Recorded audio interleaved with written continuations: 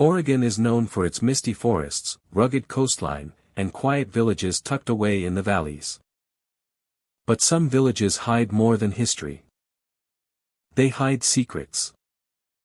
Whispers of tragedies. Echoes of lives that never truly left. Abandoned houses sigh with the weight of the past. Shadows move when no one is there. Restless dead watch silently from darkened windows. Take a deep breath. Greetings, my friend. Thank you for joining me tonight as we explore 20 haunted villages across Oregon. These villages are small, often forgotten by the maps, yet full of stories that refuse to be buried. Some were prosperous towns once, now silent and decaying. Some hide dark histories of disappearances, tragic accidents, and mysterious deaths. Visitors have reported strange sounds, ghostly figures, and cold touches along deserted streets. Imagine walking alone through a village where the only light comes from flickering street lamps. You hear faint footsteps behind you. You turn, but no one is there. A door creaks. A window rattles. The feeling that Samania or Somthinga is watching grows stronger with every step. Some hauntings are warnings. Some are playful.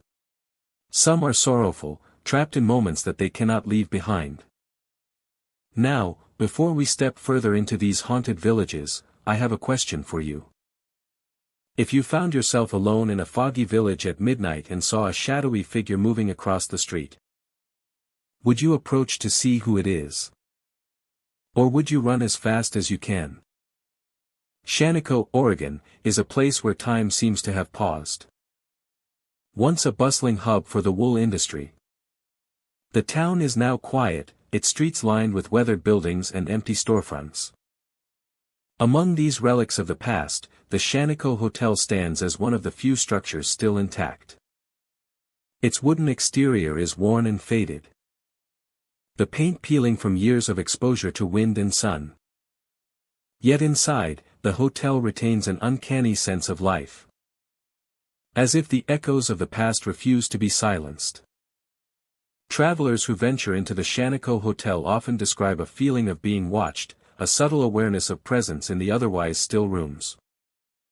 Footsteps echo through the hallways, sharp and deliberate, yet when followed, they vanish into the empty corridors. Doors open and slam without cause, a sudden burst of sound in the quiet. Guests hear faint whispers calling their names, soft and indistinct, as though someone is trying to speak from another world. The hotel's main lobby is a study in contrasts. Dust settles on the wooden floor. And old chairs sit untouched, yet the air feels charged, alive with a subtle energy. A visitor might pause, sensing movement in the corner of the room, only to find nothing there. Windows creak gently, though the wind outside is calm.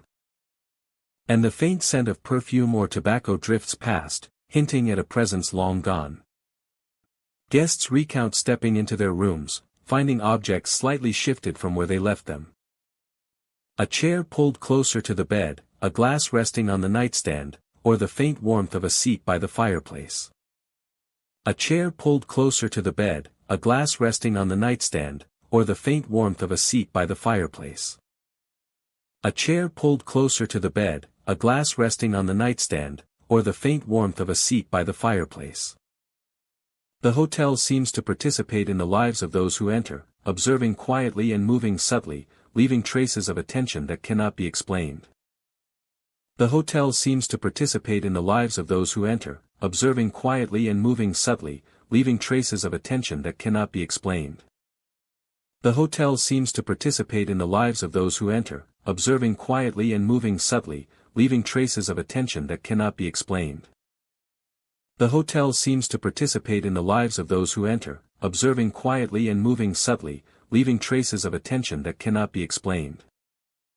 The hotel seems to participate in the lives of those who enter, observing quietly and moving subtly, leaving traces of attention that cannot be explained. The hotel seems to participate in the lives of those who enter, observing quietly and moving subtly, leaving traces of attention that cannot be explained. The Shaniko Hotel has its stories. Travelers speak of figures glimpsed in the hallways. Shadows at the edge of vision that disappear when directly looked at. A faint voice may call a name, sounding distant yet clear. Echoing off the wooden walls. Some have reported feeling a hand brush past their shoulder, though no one is nearby. The experiences are fleeting, never aggressive, yet always palpable. Leaving a lingering sense that the past is present, watching and waiting. Nighttime amplifies the effect. The hotel takes on a different character under the glow of moonlight streaming through tall, narrow windows. Hallways stretch endlessly into darkness, and the silence is punctuated only by the occasional creak of floorboards or the sudden slam of a door.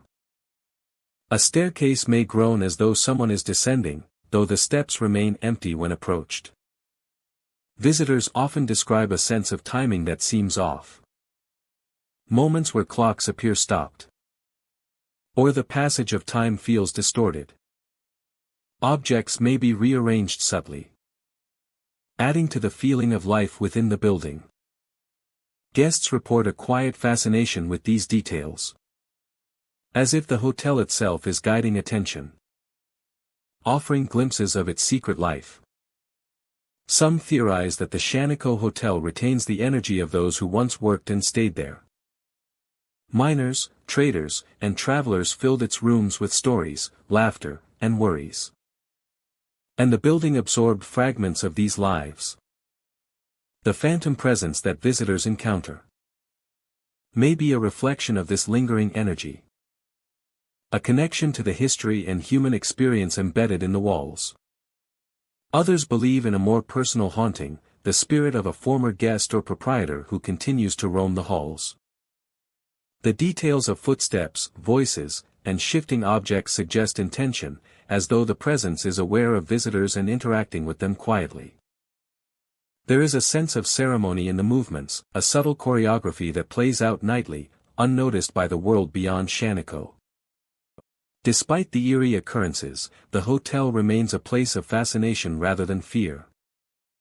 Guests often find themselves drawn back, intrigued by the subtle interactions and the palpable history embedded in the wood and stone. The presence is never malicious, it is observant, curious, and quietly engaged with the living. Those who experience the phenomena leave with a story, a personal encounter that connects them to the town's past in an intimate and unforgettable way. The Shaniko Hotel stands as a bridge between eras, a living memory of a time when the town thrived. Its empty halls are filled with echoes that continue to wander, the footsteps of the unseen guest threading through rooms and corridors. Doors close softly, voices murmur across the space, and the building exudes a quiet awareness, as if it has its own consciousness. With history and mystery. That is tangible yet elusive. Welcoming visitors into a world where history lingers, and the unseen continues to watch, walk, and whisper. The Phantom Hotel guest of Shaniko is a reminder that some places do not simply fade with time. Energy, memory, and spirit endure, shaping the experience of those who enter. The hotel is a vessel of stories, both told and untold. And within its wooden walls, visitors find themselves part of an ongoing narrative. Where the past and present meet in the quiet rhythm of footsteps and whispers that refuse to be silenced. Bohemia is a town frozen in time. Once alive with the clatter of mining tools. And the bustle of miners. It now stands quiet. Its streets empty. And buildings weathered. By decades of neglect. And the faint scent of earth lingers in the air, a reminder of the labor and lives that shaped this place. Amid this silence, some visitors report a presence. A figure carrying a lantern moves along the abandoned streets, the glow faint yet persistent, cutting through the early evening fog. The figure appears to be a miner, dressed in clothing from decades past, carrying a weight that seems both literal and invisible.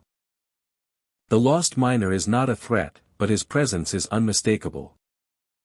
Some who wander near the old mine shafts hear the faint sound of a pickaxe striking stone, echoes that seem too precise to be imagined.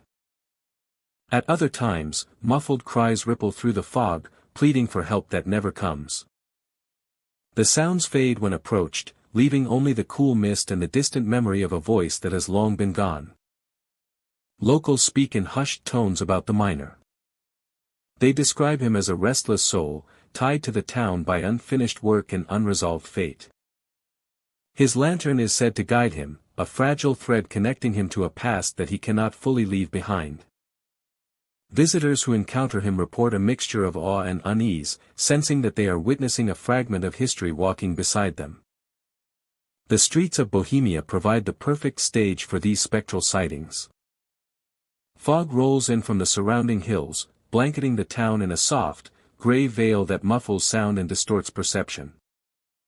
The broken windows and abandoned homes create pockets of darkness where the figure can appear and vanish with fluid motion.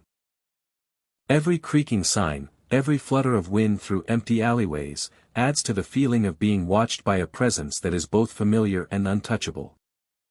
Encounters with the lost miner are fleeting yet vivid. Some report seeing him stop in front of old storefronts, as if remembering life before the town went silent.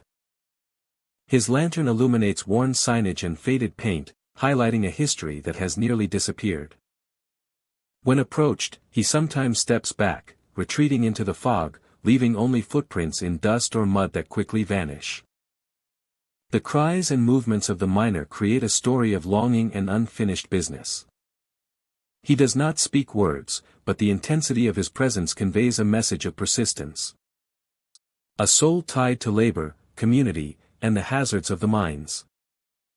He embodies the hardships of an era where every day was a struggle for survival and every lost life left an imprint on the land. Visitors sense the weight of these histories when they witness him, a reminder that the past is never fully gone. The experience of seeing the lost miner is often described as haunting yet strangely comforting. His lantern brings a small circle of light in the darkness, a symbol of guidance and endurance. Observers feel as if they are momentarily connected to someone who knew the town intimately, someone who walked its streets when they were full of life and sound. The presence of the miner is a bridge between generations, a living memory in spectral form. Time in Bohemia seems to slow when the miner is near. Footsteps echo softly, wind whispers through abandoned buildings. And the faint glow of the lantern flickers against the fog. Visitors report that the miner's path often leads them to old landmarks. The mine entrances, and corners of the town that hold historical significance. He moves with purpose, though that purpose remains a mystery. And vanishes before anyone can truly reach him. The legend of the lost miner is a blend of caution and reverence. Reminds visitors of the fragility of life. And the enduring power of memory. Each sighting, each cry in the fog, is a testament to the human experience. To labor, and to those who lived. And sometimes died chasing a dream in the mines. The miner is a ghost. But he is also a storyteller. Narrating the town's history.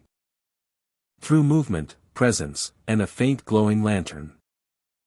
Bohemia remains a place where the past is tangible, where the spirit of the lost miner reminds all who enter of the lives that once shaped this land. The streets are silent, yet filled with echoes. The fog swirls, carrying whispers of work, struggle, and loss.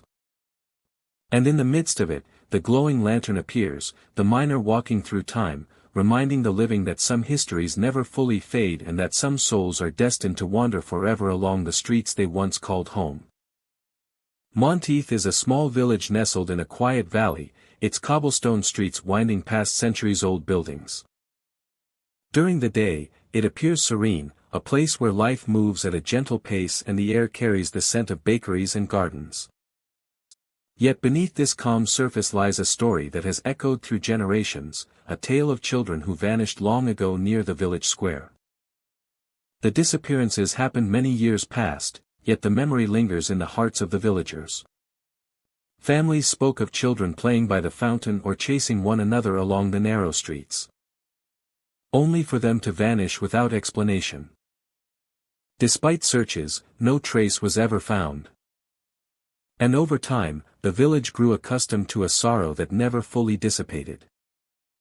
On quiet nights, when the wind stirs the branches of old oaks and the moon casts silver light across the square, some claim to hear the faint sounds of laughter drifting through the air.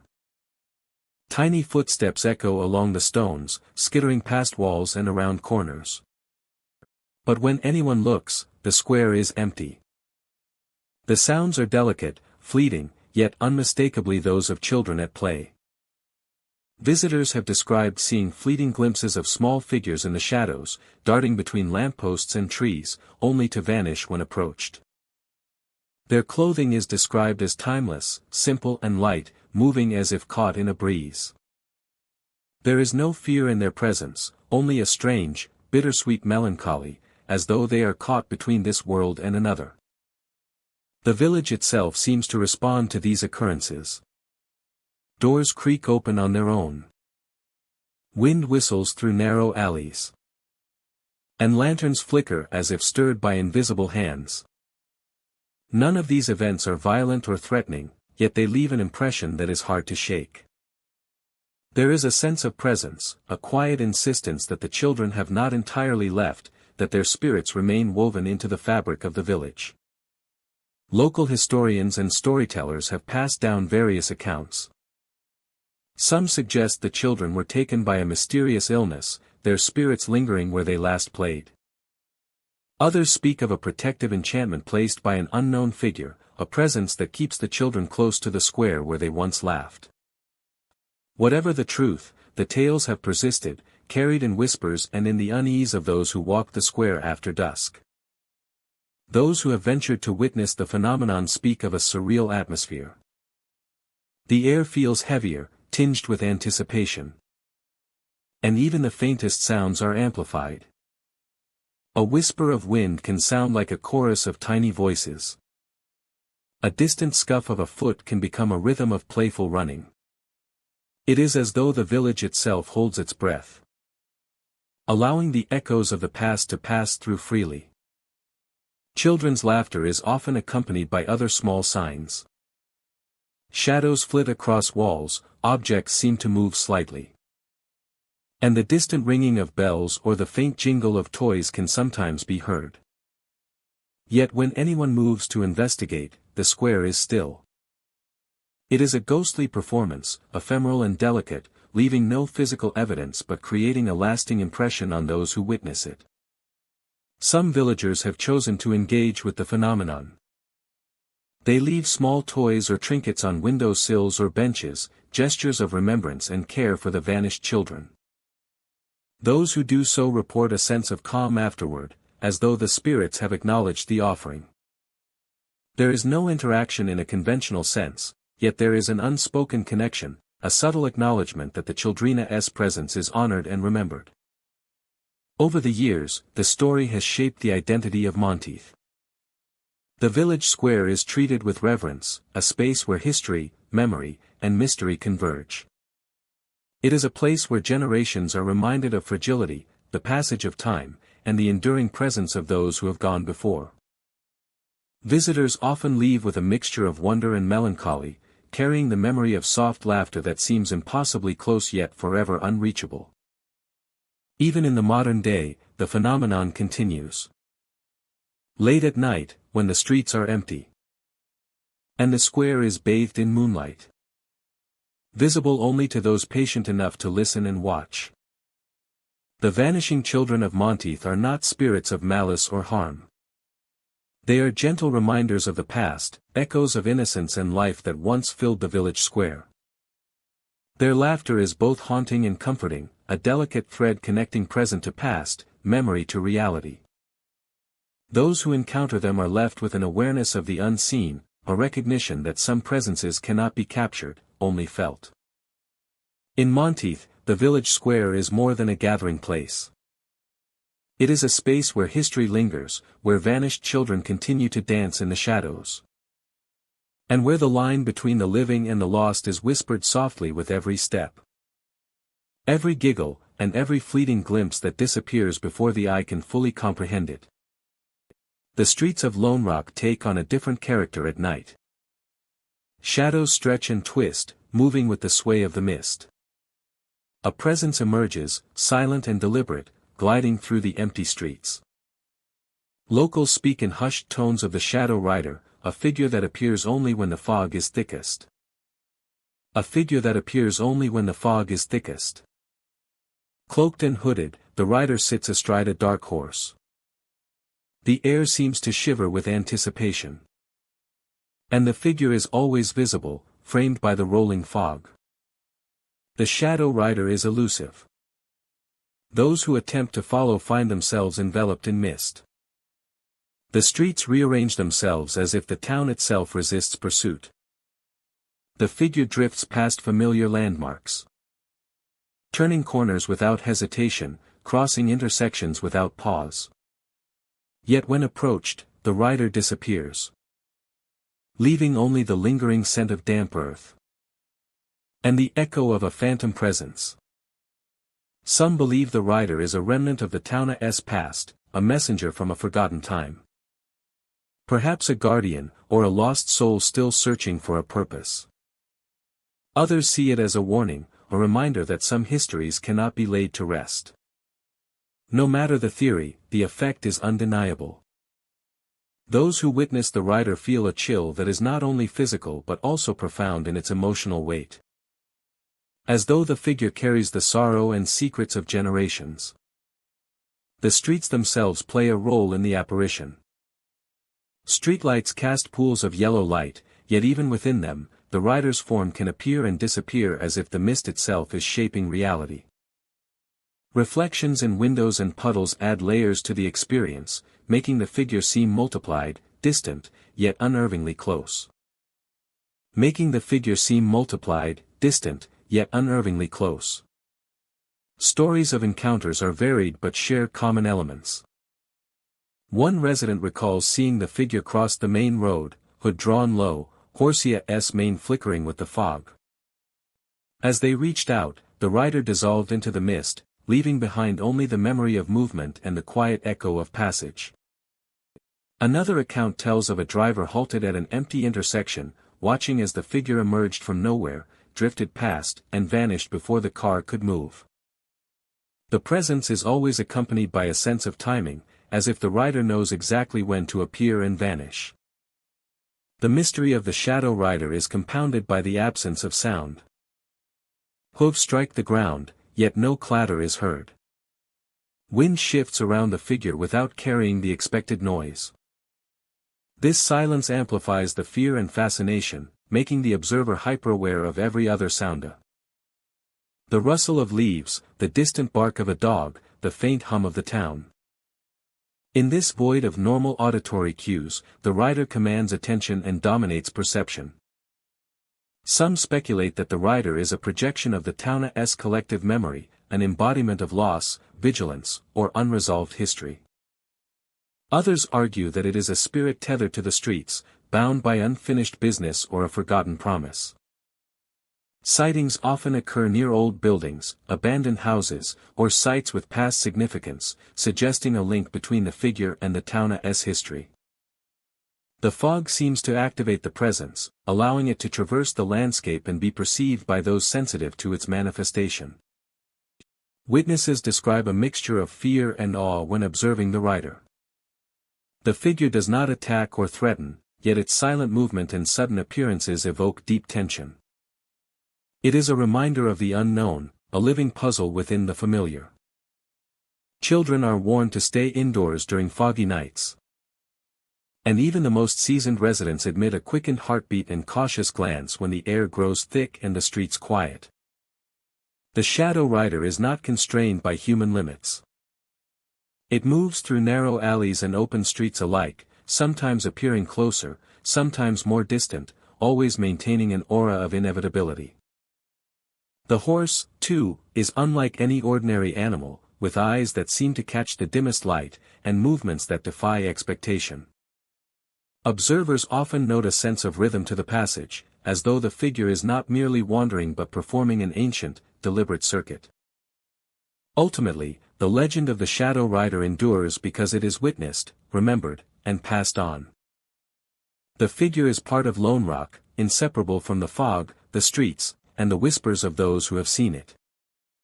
Each appearance reinforces the town's identity, a shared experience that connects past and present, the real and the spectral. It is a presence that demands respect and contemplation, a story lived rather than merely told. Night after night, the fog returns, and with it, the rider emerges. Cloaked and hooded, the figure drifts silently through streets lined with shadows.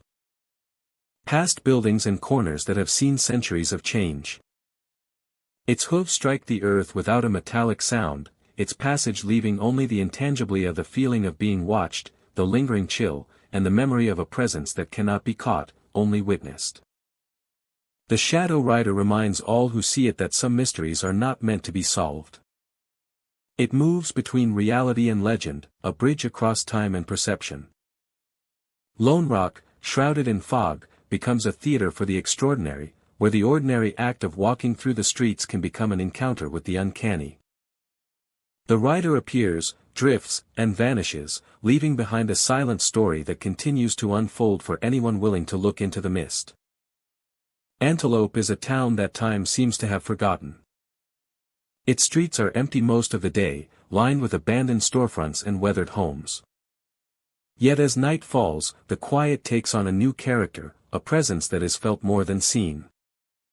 It is in this silence that the figure of a woman appears, dressed entirely in black, her form moving slowly through the deserted streets. Those who have encountered her describe a profound sorrow radiating from her, a mourning that hangs in the air long after she has passed. Her steps are soft, almost soundless, yet the weight of her presence is undeniable. The woman seems bound to the town, wandering endlessly, carrying a grief that refuses to rest. The streets of Antelope amplify her presence. Streetlights flicker faintly as she passes, casting long shadows that stretch and bend unnaturally. The wind shifts, carrying whispers that seem to follow her path. Sometimes a faint sound of weeping drifts through the air, barely audible, yet unmistakably human. Those who hear it feel an immediate empathy, a connection to the sorrow she embodies, even if they cannot see her clearly. She moves with purpose, as though tracing a path that only she knows. Buildings that have long been abandoned seem to acknowledge her passage, doors creaking slightly, windows rattling. Yet there is no disturbance beyond these subtle signs. The town remains still, almost reverent, as if giving space to her mourning. It is this quiet observance that adds to the otherworldly atmosphere, a sense that Antelope itself is part of her story. Witnesses describe the woman in varying degrees of clarity. Sometimes she is a fleeting shadow, visible only for a moment before disappearing into the darkness. At other times, her figure is stark and detailed, the folds of her black dress moving with the wind, her hair long and unbound, framing a face etched with sorrow. Her eyes, when glimpsed, are said to be deep pools of grief, reflecting a loss so profound that it transcends time. Encounters are always brief, yet unforgettable. Those who have walked near her report a sensation of being watched, though never threatened.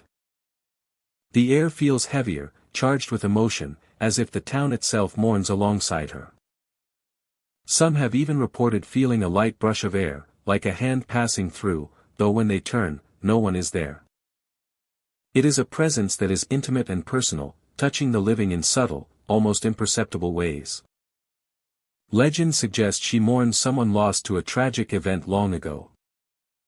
Stories differ, but each carries a common thread of untimely death and lingering sorrow. Some say she waits for a loved one who never returned, while others believe she walks the streets seeking closure that can never come.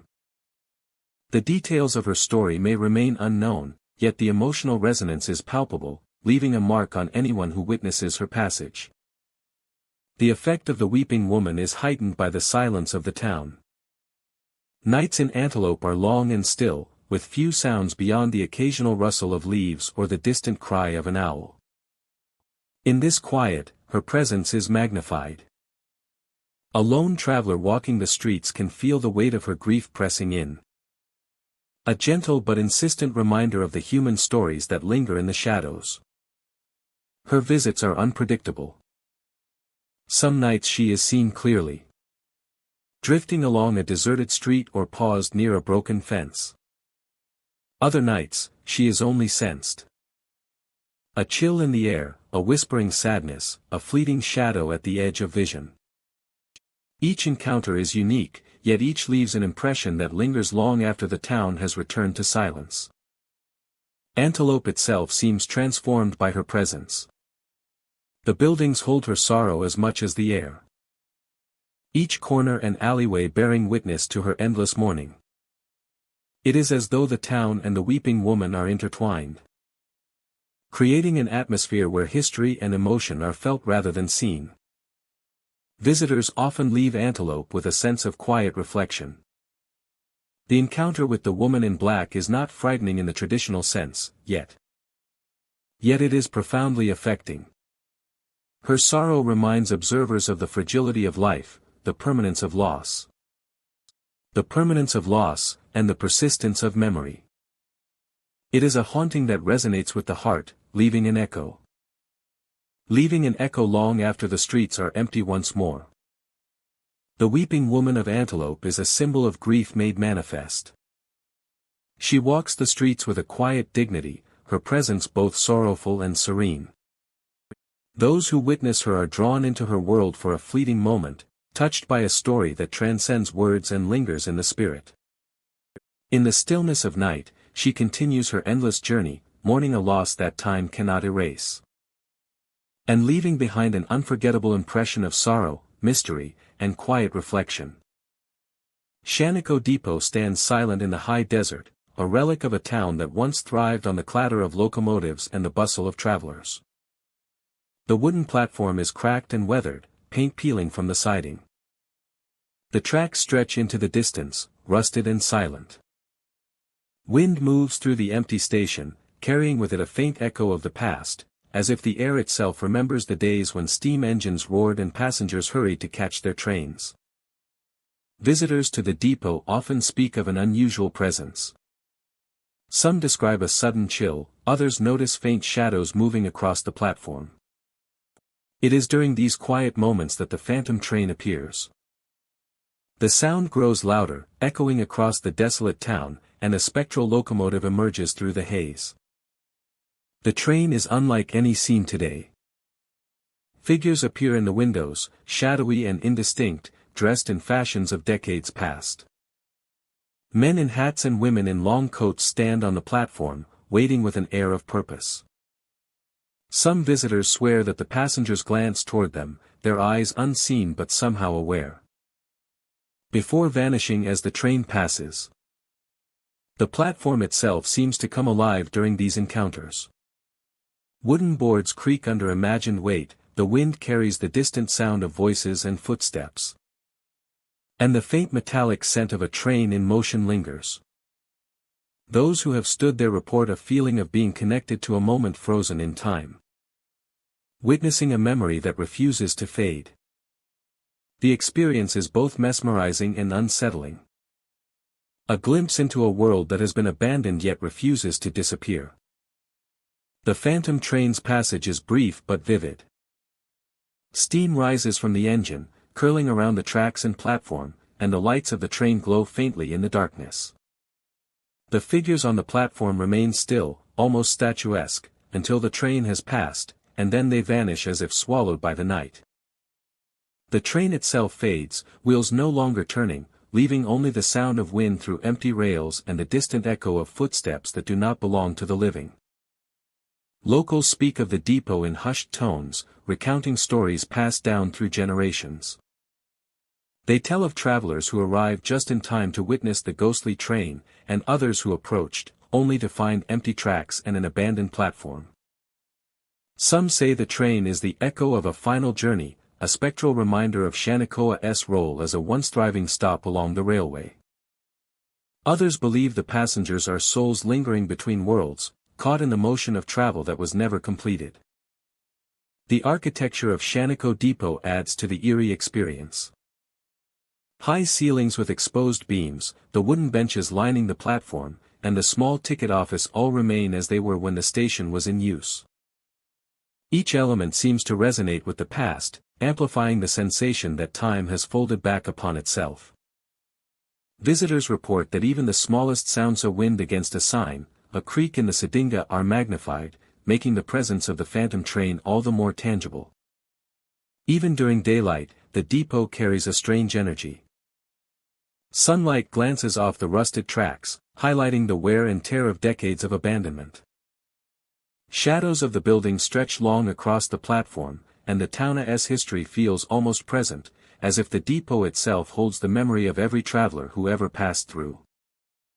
It is in this quiet, almost reverent atmosphere that the phantom train can appear, bridging past and present in a fleeting, unforgettable moment. The phantom train of Shaniko Depot is not malevolent. But it is a reminder of the impermanence of human endeavors. It evokes a sense of nostalgia, longing, and the persistence of memory. Witnesses describe an odd mixture of wonder and melancholy.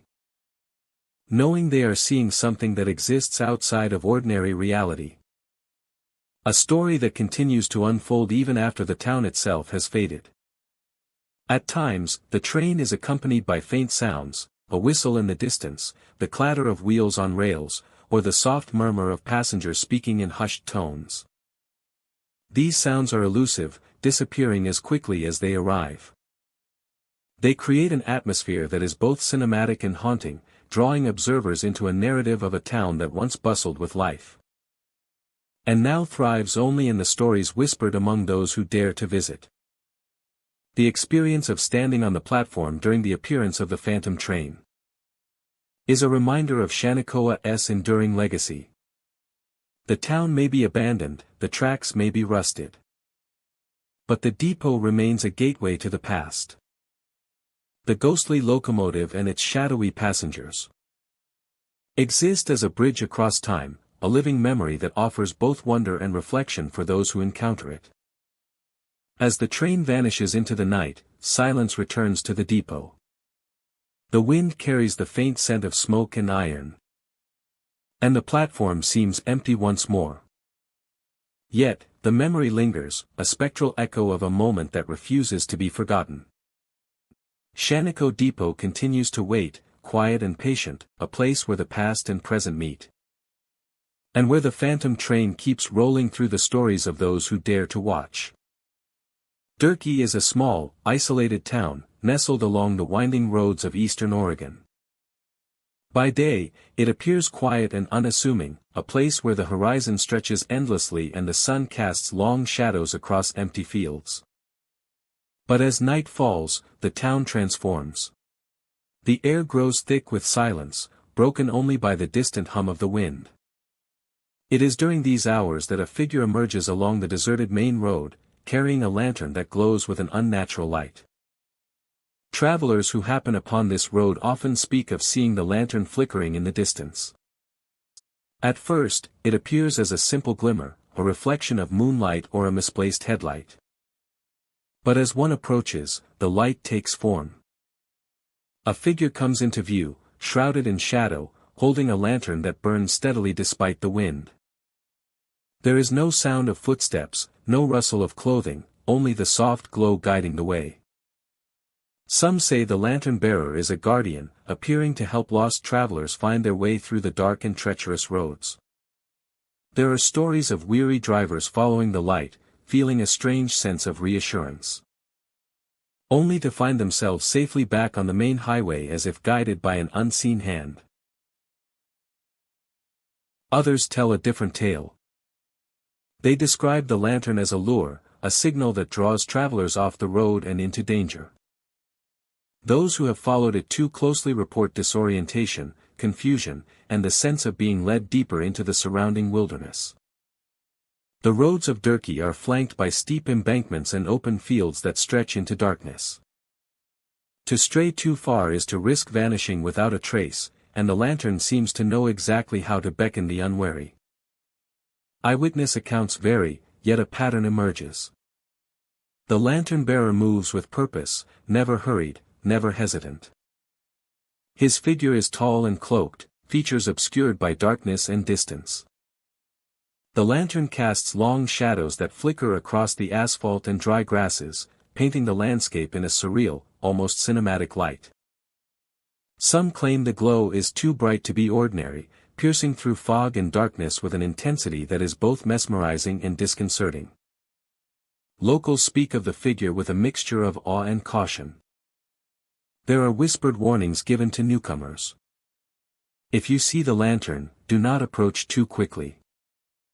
Watch from a distance, respect the presence, and maintain your path.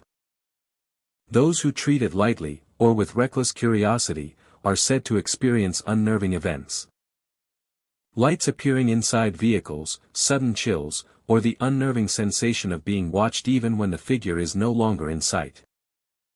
The legend of the lantern bearer has endured for decades, passed down through families and told in hushed tones at local diners. Some connect the figure to historical events, suggesting he is the spirit of a long-deceased resident, a former miner or traveler who met an untimely fate along the road. Others believe the figure predates settlement, a manifestation tied to the land itself, appearing whenever the night grows thick and the horizon disappears into shadow. Those who have encountered the lantern-bearer often describe a strange mixture of fear and curiosity. The light is alluring, yet the figure is distant, untouchable. It moves as if aware of the observer, maintaining a delicate balance between showing the way and remaining elusive. Some report feeling an odd sense of time distortion, watching the figure for moments that stretch impossibly long, only to realize that hours may have passed unnoticed.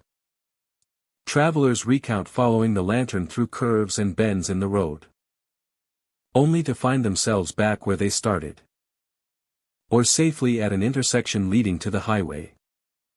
Others claim to have seen the figure pause near landmarks, an abandoned farmhouse, a dry creek bed, or a small grove of pinesa before continuing on. Always moving, always patient. The atmosphere surrounding the legend is steeped in mystery. The roads of Turkey carry a natural eeriness. The wind whipping across empty plains. The distant hills looming in the night. The lantern's glow becomes a focal point, a source of light and tension in a world otherwise muted and shadowed. Observers often note the quiet that follows the figure, a stillness that lingers long after the light disappears from view. Despite the uncertainty of the figure's intentions, the story of the lantern-bearer has become part of Turkey's identity. Residents accept the presence with cautious respect, and visitors are drawn by the promise of encountering something beyond the ordinary. The lantern itself becomes symbolic, a beacon of the unknown, a reminder of the thin boundary between guidance and misdirection, safety and peril. In the end, the lantern-bearer remains an enigma. Whether spirit, memory, or manifestation of the night itself, the figure continues to appear along the main road, silently carrying a glowing lantern. Travelers approach with wonder, with trepidation, and often with reverence, knowing that some mysteries are not meant to be solved, only experienced. On the roads of Turkey, the lantern's glow flickers steadily, a timeless presence in the dark, guiding, warning, and captivating all who encounter it. A reminder that even in the quietest towns, the night can hold stories older and stranger than anyone can fully comprehend. The streets of Clemens carry a quiet weight as night falls. Streetlights flicker over empty sidewalks, and the chill in the air carries the faint scent of rain. On the steps of an old, abandoned building, a figure sits alone. The man is slumped forward, his head buried in his hands, silent sobs shaking his frame. Those who have passed by describe a sense of heaviness, as if the air itself mourns alongside him. He does not notice the world around him. He does not move when shadows pass, or when distant footsteps echo off the brick walls. Only the soft, steady rhythm of his crying breaks the silence. The building behind him has long been deserted, its windows dark, its doors chained. Yet on certain nights, the man appears, seated on the steps as if waiting for something that will never come. There is no malice in his presence, only an overwhelming sadness that seems to radiate outward, touching anyone nearby. Attempts to approach him are met with an eerie stillness. Some have tried to speak, to place a comforting hand on his shoulder. But the moment they draw near, the man vanishes. The steps are empty, the air still. And only the memory of his quiet despair lingers. The origins of the crying man are unclear. Some believe he is tied to a tragedy that occurred in the building long ago, a life cut short by loss or heartbreak. Others suggest he is a reflection of the collective sorrow of Clemens itself, a manifestation of grief that cannot find release. Regardless of the reason, the impact is undeniable. Witnesses report a deep, resonant ache in their chest, a sense that sorrow can travel, and that some pain lingers long after the cause has faded. The streets around the building take on a surreal quality when he appears. Shadows lengthen, and the dim glow of streetlights casts elongated shapes that seem almost alive. The wind whispers through empty alleys, carrying the faint sound of sobbing further into the night. Passers-by have described a sensation of being watched, not with intent, but with an awareness that transcends ordinary observation. Each appearance of the crying man is brief, yet haunting. He may be seen for only moments before vanishing, leaving behind an absence that feels tangible. The chill in the air intensifies. And the city noises fade as if the world itself pauses in respect. Witnesses often describe conflicting emotions. Fear is present, yet it is mingled with compassion and sorrow. Some feel compelled to linger, hoping to offer comfort, only to find that the act of approaching causes him to disappear entirely. Others experience an unshakable sadness, a heavy emotional residue that stays long after the figure has gone. It is this mixture of emotions that gives the crying man his enduring mystery. The building steps where he sits are worn with age, and their surface seems to hold echoes of the past. Cracks in the stone, moss growing along the edges, and chipped paint on the doors all contribute to a sense of history steeped in hardship. The crying man fits seamlessly into this environment, a living memory embedded in the architecture itself. Local stories suggest that the man's appearances are cyclical. Certain nights, often marked by fog or rain, seem to invite him out, while other nights pass without a trace of his presence. Some researchers and enthusiasts have speculated that he may be tied to anniversaries or significant dates, moments that align with the original event that bound him to the steps. Those who encounter the crying man speak of the lingering impression he leaves. It is not just the visual of a solitary figure on worn steps, nor the sound of quiet sobs. It is the emotional resonance, the sense that he embodies a universal grief that transcends time. In this way, he is both a warning and a comfort, a reminder that sorrow exists, that it is acknowledged, and that some spirits are bound by emotions rather than malice. Over the years, the legend of the crying man has grown. Visitors come hoping to catch a glimpse, driven by curiosity or the desire to witness the unexplained. Residents pass with cautious familiarity, their eyes occasionally drawn to the steps as if expecting to see the familiar figure. The mystery endures because it is experienced individually yet shared collectively. A silent story told through fleeting encounters. As night deepens in Clemens, the city quiets. Windows glow dimly, and the sounds of distant traffic fade. Somewhere on the steps of the old building, a man may sit, head in hands, crying silently. He is unseen until he is seen, fleeting yet unforgettable. And when he vanishes, leaving only empty steps and a lingering chill, the story of the crying man continues. A testament to grief, memory, and the ephemeral connection between the living and those who remain, trapped between worlds. Paulina is said to linger at the old schoolhouse, a place long abandoned yet still alive with echoes of the past. As dusk settles, the building takes on a new presence, shadows stretching across the worn wooden floors and broken windows. It is in this quiet, fading light that the teacher is said to appear, her form moving slowly through the empty halls, carrying the weight of decades gone by. Visitors report feeling a sudden drop in temperature upon entering the schoolyard. The air is heavy and still, carrying a faint scent of chalk and old paper. Inside, the atmosphere grows even more distinct. A soft whisper seems to float just beyond hearing, a voice repeating lessons, questions, or names. It is never threatening, but it is persistent, a reminder that something or someone remains connected to the space. The classroom is the focal point of the phenomenon. Paulina is often seen standing at the front, near where a chalkboard once hung. In some accounts, she moves as if writing, her hand tracing invisible letters in the air. The motions are deliberate and practiced, a teacher still performing her duty even though the tools of her trade have vanished. Some claim they can see faint chalk marks appear briefly before disappearing as if caught between worlds. Students and visitors describe a sense of being observed.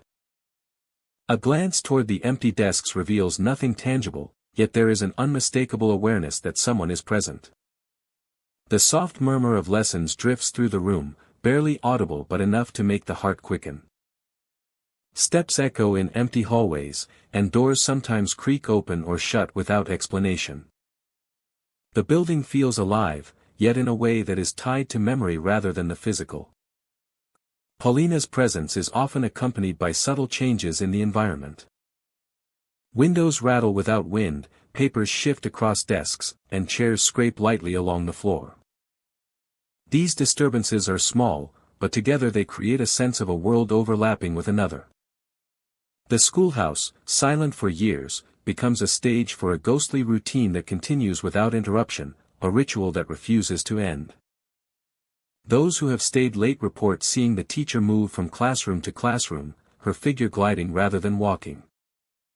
She pauses occasionally, as if listening. And then continues with her invisible lessons. The whispers change too. Sometimes clear as a question, other times nothing more than an echo of old voices.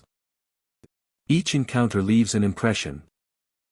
A mixture of curiosity, awe, and unease. As if witnessing history preserved in spectral form. Outside the classroom, the hallways hold their own sense of presence. Footsteps echo where no one treads, and shadows stretch unnaturally along walls. Some visitors have described feeling a cold hand brush their shoulder or a sudden draft passing over them, though no one else is near. The sensations are fleeting yet unmistakable, reinforcing the idea that Paulina continues her work unseen, maintaining a connection to the students she once taught. The old schoolhouse itself seems to respond to her presence. Floors groan under invisible weight, doors move slightly in anticipation. And the air carries a faint, almost tangible sense of expectation. It is as though the building remembers her and supports her ongoing routine. A silent partner in this ghostly classroom. Each creak of the floorboards and sigh of the wind contributes to the feeling of being part of a place that straddles time. Legend suggests that Paulina remains because of a deep attachment to her students. To her students and her calling. She appears not to frighten, but to guide. To continue the work that defined her life. The whispers and movements are seen by some as lessons for the living. Subtle guidance or reminders that knowledge and care transcend physical presence. Her story is one of dedication. Frozen between the past and the present. Witnessed by those willing to enter the quiet halls. Visitors often leave with a sense of wonder and reflection. The encounters are not violent or menacing, yet they are unforgettable. The teacher in the old schoolhouse is a bridge to history, a reminder of the lives once present in the empty rooms. People speak of a feeling that time itself has bent within these walls, allowing a figure to continue her work long after she should have departed. Paulina is a presence that lingers in memory long after leaving the schoolhouse. She embodies dedication, routine, and the quiet persistence of a life devoted to others. The empty desks, the absent chalkboard, and the abandoned hallways become more than relics. They are markers of a continuing story, carried forward by a figure who refuses to let the lessons end. In the stillness of dusk and night, Paulina walks her classrooms, teaching those who remain. Reminding all who enter that some spirits never truly leave, and that the echoes of care and knowledge endure beyond time. The old general store in Weimar sits at the edge of the road, a relic of a bygone era. Weathered wood frames the entrance, and dusty windows reflect the afternoon sun in fractured patterns. Inside, the shelves are lined with forgotten cans and boxes, their labels faded. The air heavy with the scent of aged wood and lingering history. The store has been closed for years, yet locals speak of a presence that refuses to leave. A shadow that moves quietly among the aisles. Visitors stepping through the creaking door often describe an immediate sense of being watched. Shadows shift along the walls and floor, subtle at first, like shapes in the corner of vision. Some hear the faintest rustle of objects being moved, the gentle tap of a can against wood, though the store appears empty. The atmosphere is thick with anticipation, a tension that pulls at the edges of perception, making every footstep echo loudly across the floorboards. The shadow is said to take form in the faintest suggestion of a figure, lingering near the counters and shelves. Those who have lingered report a chill in the air, sudden and localized, like the passing of a human breath. The lights, if any remain flickering, seem to dim as the shadow drifts by. And a quiet hum fills the air, as if the building itself remembers its days of activity. History clings to the walls of the general store. For decades, it was the heart of the community, a place where neighbors exchanged news, traded goods, and shared stories. Some say the shadow is a remnant of the store's past caretaker, a figure devoted to the daily routine of organizing shelves, greeting customers, and keeping the town connected. It is this familiarity, this dedication, that gives the presence a sense of purpose, moving carefully through aisles as if performing a ritual long abandoned. Visitors who explore the store at twilight speak of an uncanny feeling of continuity. As if they have stepped into a world caught between past and present. The shelves seem to rearrange themselves subtly, objects appearing slightly out of place after a moment of inattention. Creaks of the floorboards mimic footsteps that never arrive, and the faint scent of old goods lingers in pockets of still air. The store feels alive with memories, each echo an invitation to witness a ghostly reenactment of daily life from decades ago. Some accounts describe the shadow moving in tandem with the imagination, appearing more defined when observed indirectly. A figure bending to lift a box. A hand reaching to restock a shelf. Those who sense it often speak of a strange comfort, a reminder of continuity amid abandonment, a connection to the human presence that once animated the space. The store's architecture adds to the haunting effect. Wooden beams overhead, the uneven floorboards, and the high shelves create pockets of shadow. That shift with the light, amplifying the sense of motion where none should exist. In these moments, perception and reality intertwine, and the shadow seems to interact with both simultaneously, a bridge between memory and the present. Local lore tells of moments when visitors have witnessed objects seemingly floating for a second before returning to their original position. A jar rolls slightly, a bottle tips but does not fall. And the faint sound of clinking echoes in the empty room. No hand is seen, no figure fully revealed.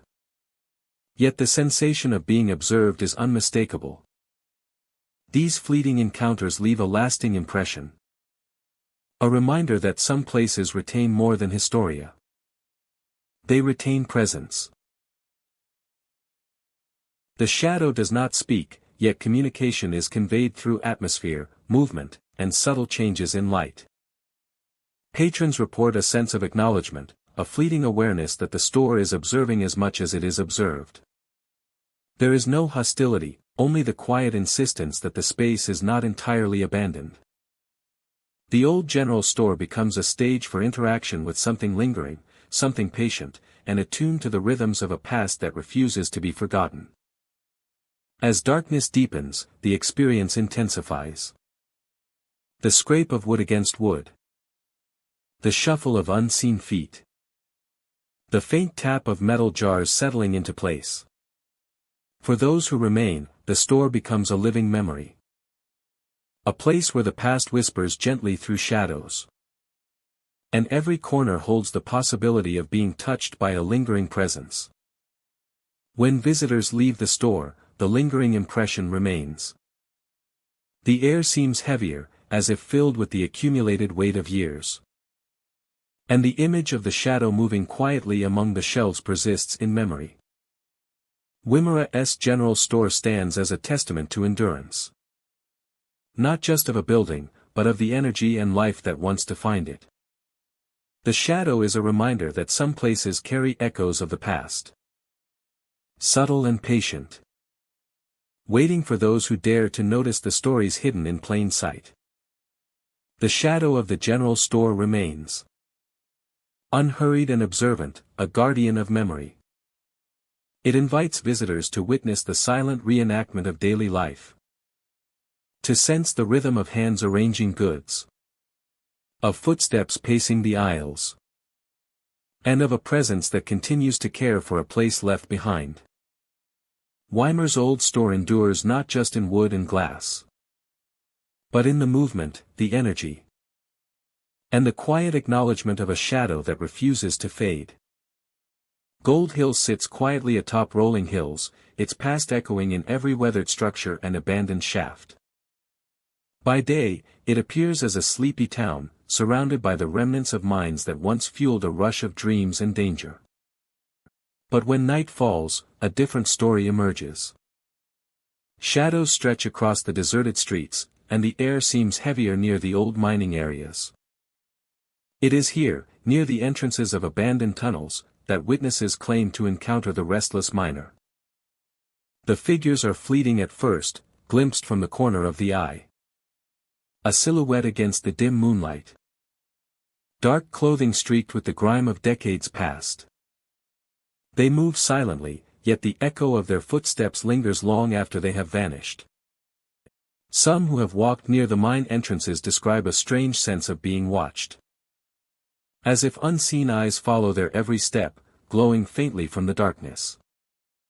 Locals speak of the restless miner with a mixture of reverence and caution. They tell of the dangers of approaching the tunnels at night. The miners are not malevolent, but their presence is unnerving, a reminder of the perils that once claimed lives in these shafts. Legend suggests that these spirits are those who never left the mines, bound by unfinished work or sudden tragedy, doomed to wander among the rock and timber forever. Visitors recount hearing distant voices, the faint clink of pickaxes striking stone, and the murmur of conversations that vanish when anyone tries to investigate. Some report sudden chills, even in the warm summer nights, as if a cold hand brushes past them. The mine entrances, gaping and dark, become thresholds to another world where the line between the living and the dead grows thin. The landscape itself adds to the eerie atmosphere. Rocks and timbers cast long shadows in the moonlight, and the wind whines through broken shafts, producing sounds that echo like distant cries. Eyes, human or otherwise, seem to peer from the darkness. A pair of glowing points, momentarily fixed on observers, only to disappear as the eyes blink or the figure turns away. The effect is subtle yet profoundly unsettling, leaving a lingering tension in the hearts of those who witness it. Stories tell of miners appearing in groups, walking in formation through the tunnels, tools in hand, performing tasks that no one can see completed. Others describe solitary figures, emerging from the darkness only to vanish moments later. The glow in the eyes of these apparitions is a feature many agree upon, a faint luminescence that suggests life where none should remain. Gold Hill's past fuels these encounters. The mines were dangerous, often collapsing without warning, trapping workers inside. Accidents were frequent, and those lost became part of the town's lingering memory. The restless miner may be one of these souls, compelled to return to the site of labor and loss, bound by duty or the memory of a life cut short. Travelers report different experiences depending on the time of night. Early evening offers fleeting glimpses and distant sounds, while deep night seems to heighten the presence. Shadows shift in ways that defy natural explanation, and footsteps echo in corridors that have long been deserted. The air grows thick, oppressive, charged with an energy that suggests the presence of unseen observers. Some who have ventured deep into the tunnels recount the sensation of being guided, or warned. A shift in the ground, a soft glow along a passage, or a distant sound that leads them safely back to the surface. It is as if the miners themselves are aware of the living and act in subtle ways to communicate or protect, yet remain untouchable and enigmatic. Despite the fear these experiences can provoke, there is also fascination. Historians, ghost hunters, and curious travelers are drawn to Gold Hill by the stories of the restless miner. The encounters are never identical, yet all share a sense of mystery, a connection to the town's history, and a lingering presence of lives that were entwined with the rocks and timber of the mines. The restless miner has become part of Gold Hill's identity. A spectral reminder of a time when ambition, danger, and tragedy defined life in the mountains.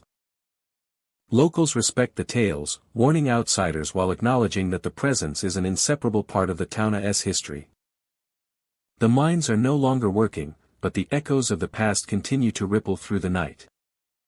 As dawn approaches, the shadows retreat, and the air grows lighter.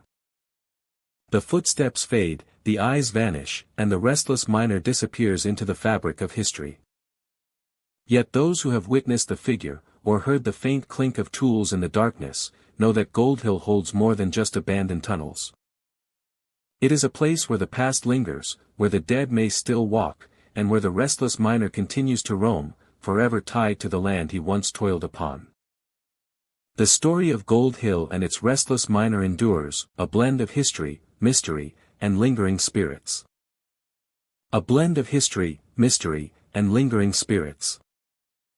The mountains and abandoned mines are silent by day, yet by night they tell a story that cannot be ignored, leaving an imprint on all who dare to witness the spectral presence hidden within the shadows. The trail outside Imnaha stretches into the wilderness, winding through dense forests and rocky outcrops. Mist often blankets the path, softening the edges of the trees and dampening the sound of the wind. It is along this trail that travelers have reported something extraordinary, figures moving silently through the fog, appearing and disappearing as if caught between worlds. A group of pioneers appears, their clothing worn and dusty, their packs heavy with tools and supplies.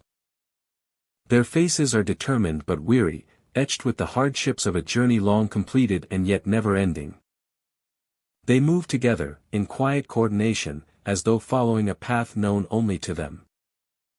The first glimpse of the pioneers is fleeting.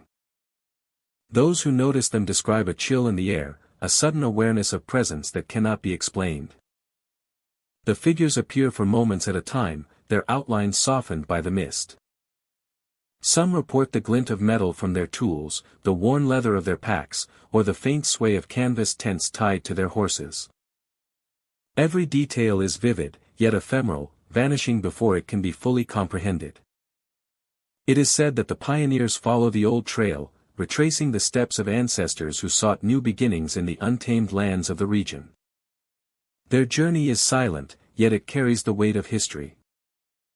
The mist that surrounds them seems to shield them from the world, creating a bubble in which the past and present coexist. Travelers who encounter them feel a strange reverence, an understanding that these figures are more than illusions.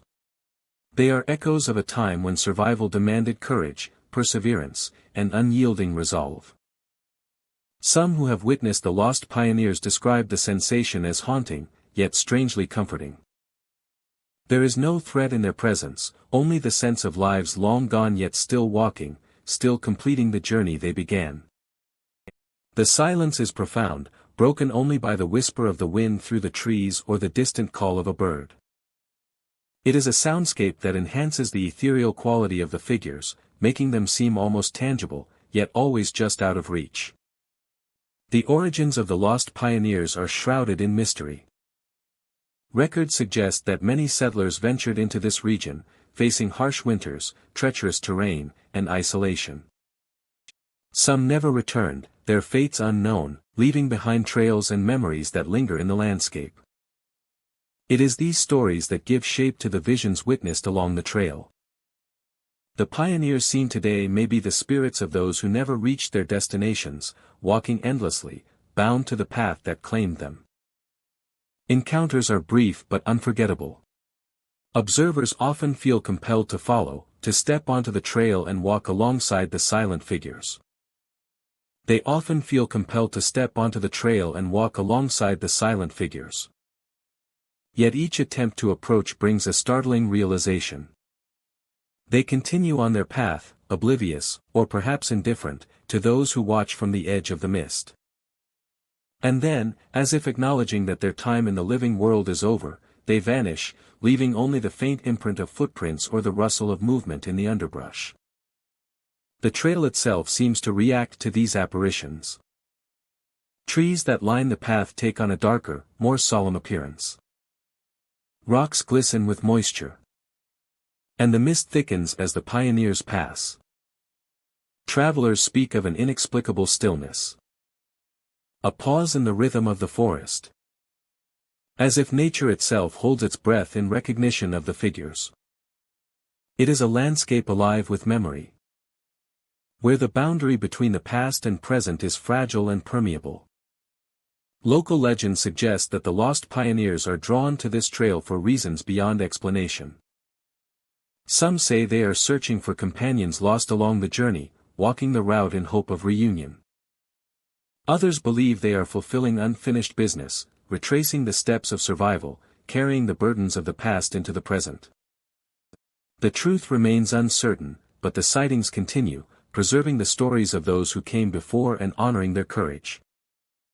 Witnesses report that the appearance of the pioneers is never predictable.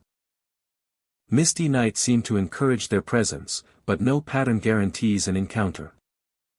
Those who travel the trail may go for years without seeing them, only to experience a fleeting glimpse that leaves an indelible impression.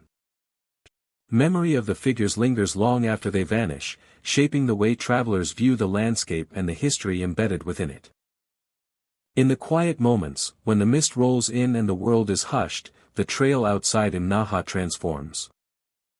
It becomes more than a path through the wilderness. It is a corridor connecting the present to the past, where the lost pioneers continue their silent march. Their journey reminds those who witness it of the trials faced by those who carved a life from the wilderness.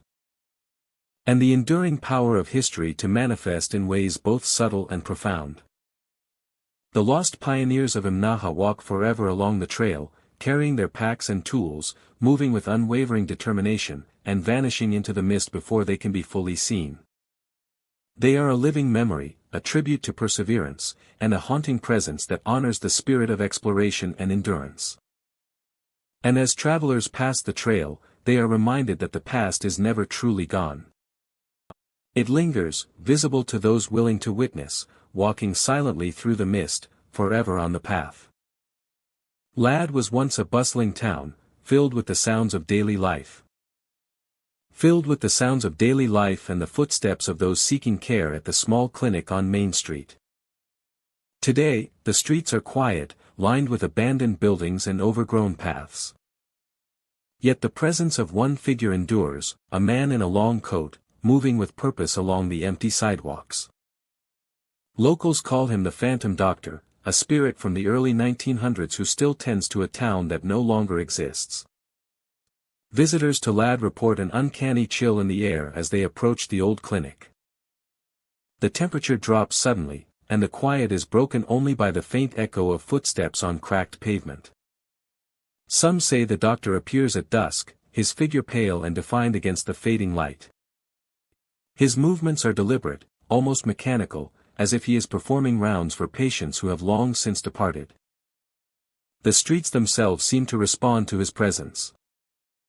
Windows catch glimmers of light, reflections where none should exist, hinting at a presence watching and moving through the town.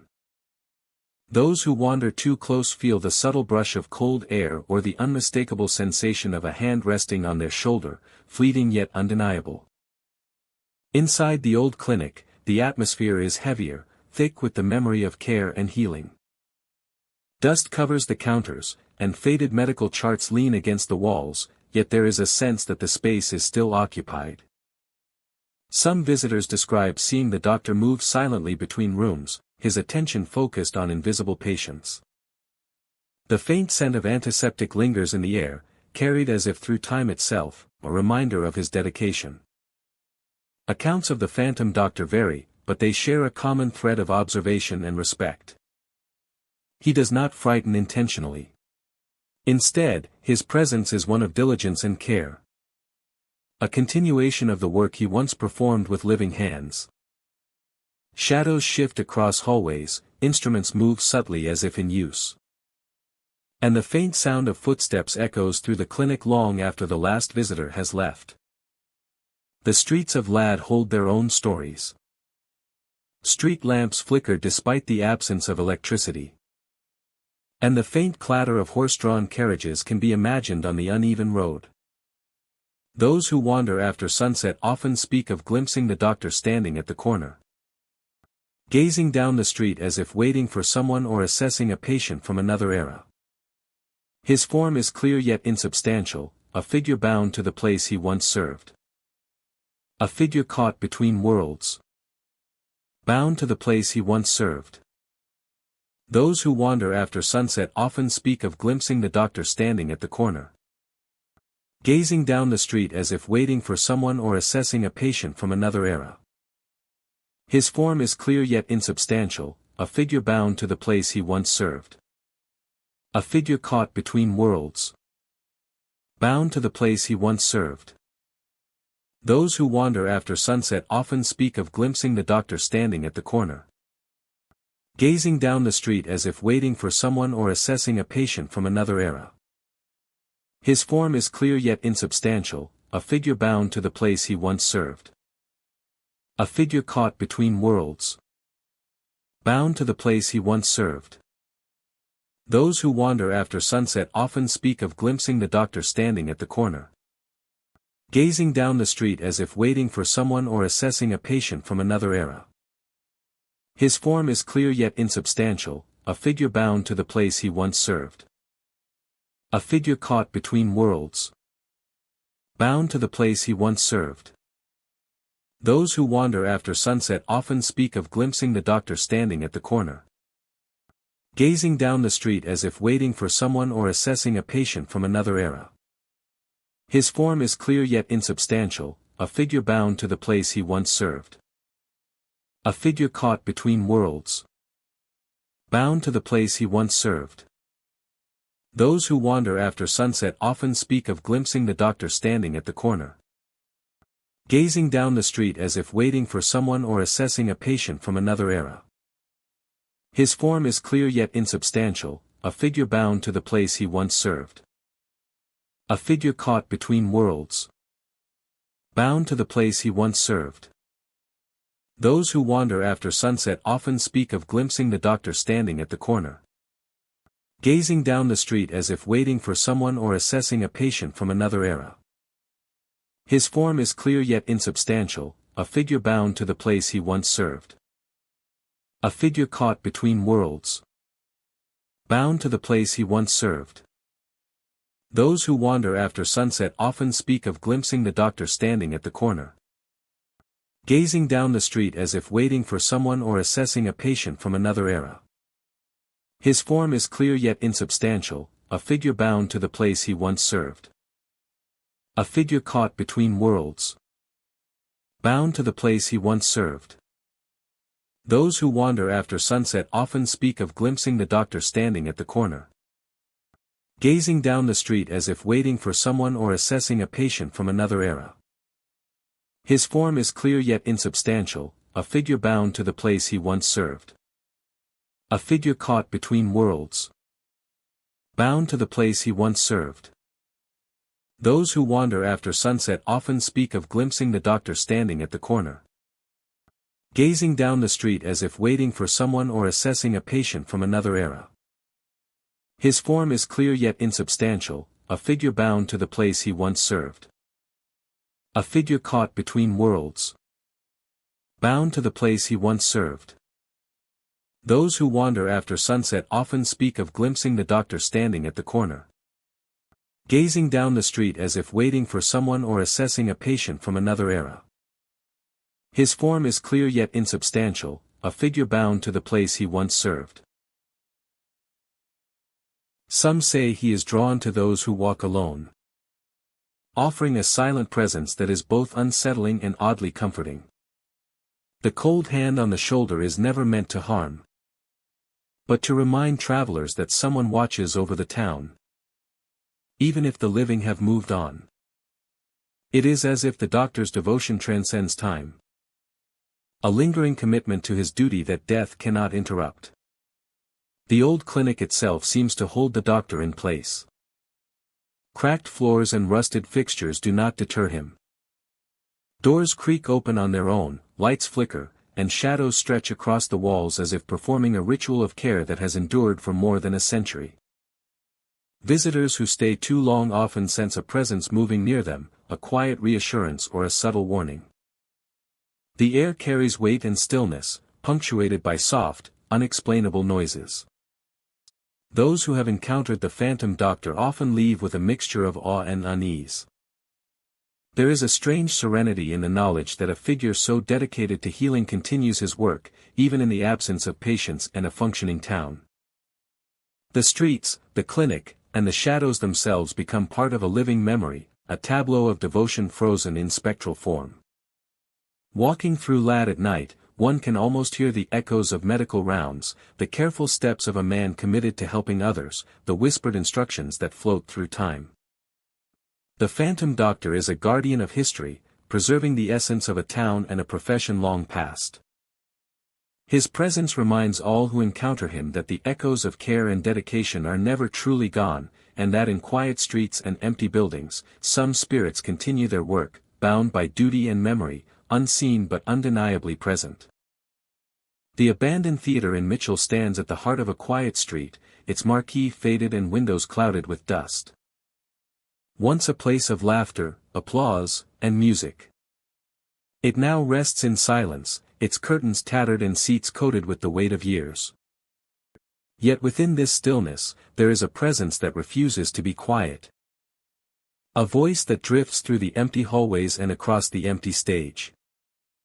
Visitors who venture inside describe an overwhelming sense of expectation, as if the theater itself is holding its breath. Then the singing begins, soft at first, distant and ethereal. It carries through the rows of seats, echoing off the walls, perfectly pitched yet impossible to locate. The melody is beautiful and haunting, a song that seems familiar but never fully remembered. Every note resonates with the history of the theater, a memory trapped in sound, repeating endlessly as though the performer has never left the stage. The voice seems to move through the theater, drifting from balcony to orchestra pit, passing through the broken seats and rotting floorboards. It is both present and untouchable, a phantom echo that fills the space without revealing its source. Some who have lingered describe a chill in the air, a sudden drop in temperature that coincides with a high note or a phrase repeated. The feeling is not threatening, but it is impossible to ignore, commanding attention and pulling listeners deeper into the story the theater continues to tell. History clings to the walls of the Mitchell Theater. Built decades ago, it hosted countless performances. From local plays to traveling shows. It was a gathering place for the community, where people shared joy, sorrow, and wonder. Some believe the singing spirit is a remnant of a performer who gave their life to the stage. A dedication so complete that their presence remained even as the audience left. The song continues as an offering to those who enter.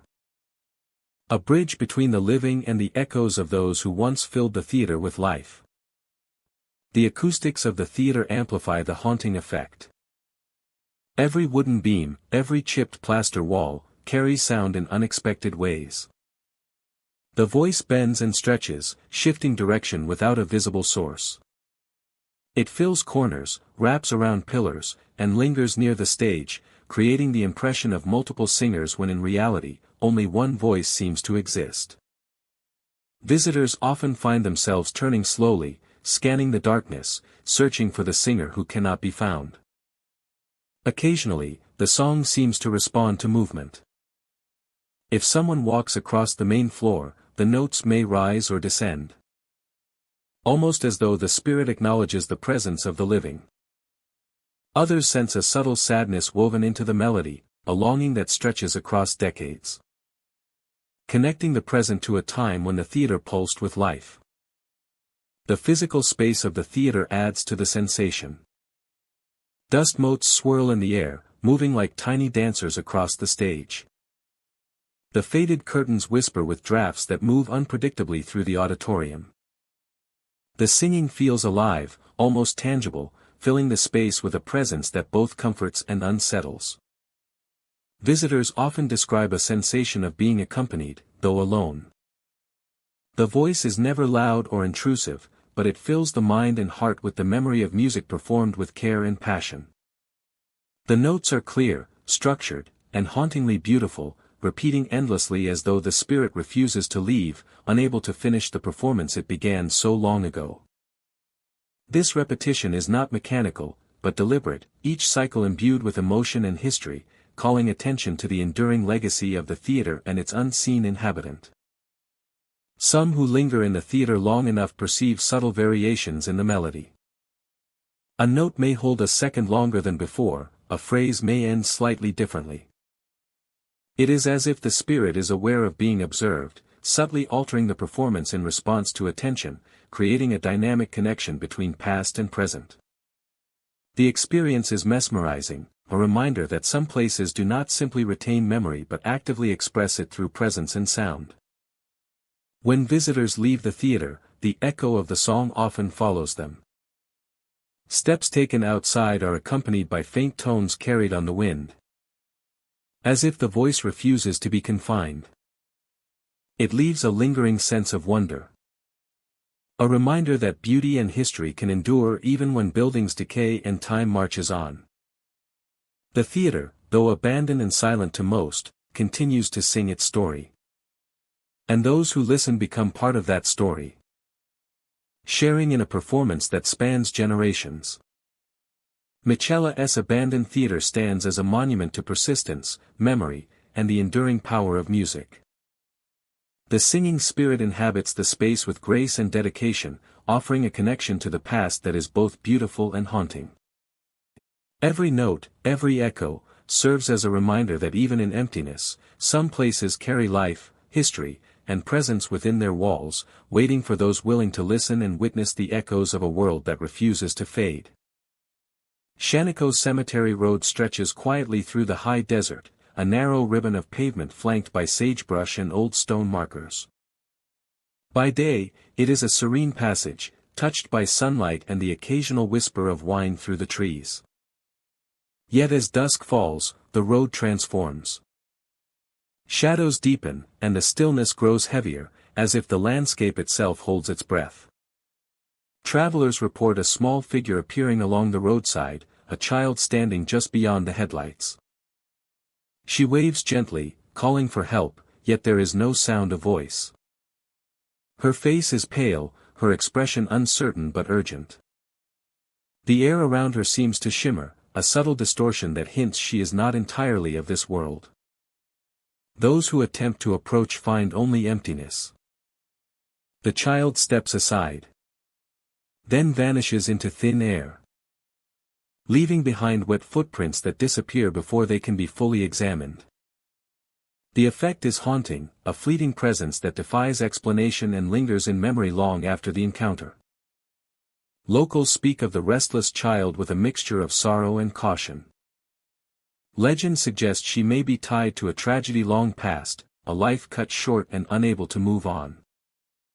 Some believe she is seeking guidance, or perhaps companionship, yet the road is empty except for those willing to see her. The mystery fuels both fear and fascination, drawing curious travelers who hope to glimpse the figure and understand her story. The atmosphere on Shaniko Cemetery Road changes as the sun sets. Colors fade to muted shades of gray and blue, and the distant mountains become silhouettes against the dimming sky. The air carries a subtle chill, even in the warmer months, and a sense of expectancy hangs over the asphalt. It is a place where the boundary between the living and the lost feels fragile, and the restless child serves as a reminder that some presences never truly leave. Encounters vary in detail but share common features. Witnesses describe the child's clothing as simple and old-fashioned, a reminder of a different era. Her eyes are wide, reflecting both fear and longing. She moves with a quiet grace, stepping carefully along the road, yet always maintaining a distance that cannot be bridged. The footprints she leaves are perfectly formed, yet they dissolve into nothingness, denying the living any tangible proof of her passage. Some who have driven the road at twilight report a sense of being watched long after the figure has disappeared. Shadows appear where none should exist, and a soft rustling in the brush can suggest the child is still nearby. The experience is subtle but profound, leaving a lingering awareness that something extraordinary exists just beyond perception. Shaniko Cemetery Road itself adds to the eerie impression. The road winds past open fields and barren stretches where the wind scours the earth, creating a sense of isolation. It is in this environment that the restless child appears, her presence heightened by the solitude and stillness of the desert landscape. Accounts often emphasize the emotional resonance of the encounters.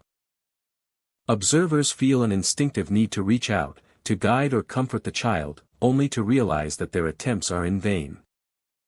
The disappearance is instantaneous, leaving only a memory and a faint, inexplicable imprint on the mind. It is as if the road itself preserves her essence, allowing her to appear and vanish at will. Histories of the area suggest that Shaniko Cemetery Road has long been associated with loss and remembrance.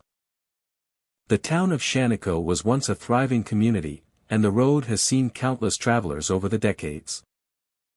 Tragedies, both small and profound, have left their mark, and some believe that the Childa's presence is a manifestation of these accumulated histories. She embodies both the sorrow of lives interrupted and the enduring hope that someone might notice and understand. Despite the unsettling nature of the sightings, there is also a sense of poignancy. The child is not threatening. She is lost, searching, and silent. A spectral echo of the past reaching into the present. Those who witness her often speak of a mixture of fear, wonder, and empathy. Aware that they are glimpsing something extraordinary that exists beyond ordinary perception. Shaniko Cemetery Road remains quiet and unassuming by day. But as dusk approaches, the familiar stretches of asphalt and sagebrush take on a different character. The restless child may appear at any moment, a fleeting reminder of lives that have passed and the mysteries that linger on this lonely stretch of road. Travelers who experience her presence leave with an indelible impression, a story to tell, and the understanding that some spirits are destined to wander, their journeys never complete. The tale of the restless child endures as a quiet legend, a testament to the enduring power of memory, loss, and the unexplained. Shaniko Cemetery Road is a place where the past touches the present in subtle, haunting ways. Where a small figure can appear and vanish.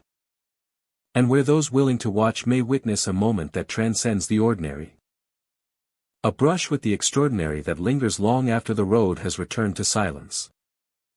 The lighthouse stands at the edge of the Florence coastline, a solitary sentinel against the restless waves. Its whitewashed walls, weathered by salt and wind, rise above the rocks, overlooking a sea that has shaped the village for generations. By day, it is a landmark of history, a reminder of those who once guided sailors safely to shore.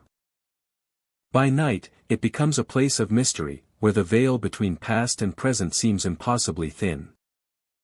Locals speak of the lighthouse keeper, a figure lost to time yet never forgotten. On certain nights, when fog drifts in from the sea and the wind carries an eerie whisper across the cliffs, The keeper's spirit is said to appear. Observers report seeing a shadow climbing the spiral stairs, a presence moving with purpose yet silent, as though bound to a duty that never ends. The figure is often fleeting, glimpsed for only a moment before fading into the darkness of the tower. The lamp at the top of the lighthouse occasionally flickers without explanation. Its light, warm and sudden, cuts through the fog, illuminating the rocks below in brief, uncertain bursts. Those who witness it feel an unshakable sensation that someone is watching, that the beam itself is a signal from a world beyond. The wind whistles through the broken panes of the lantern room, carrying with it a chill that seems to linger in the bones, a reminder that the keeper's watch never truly ends. Stories of the keeper's life tell of devotion and vigilance.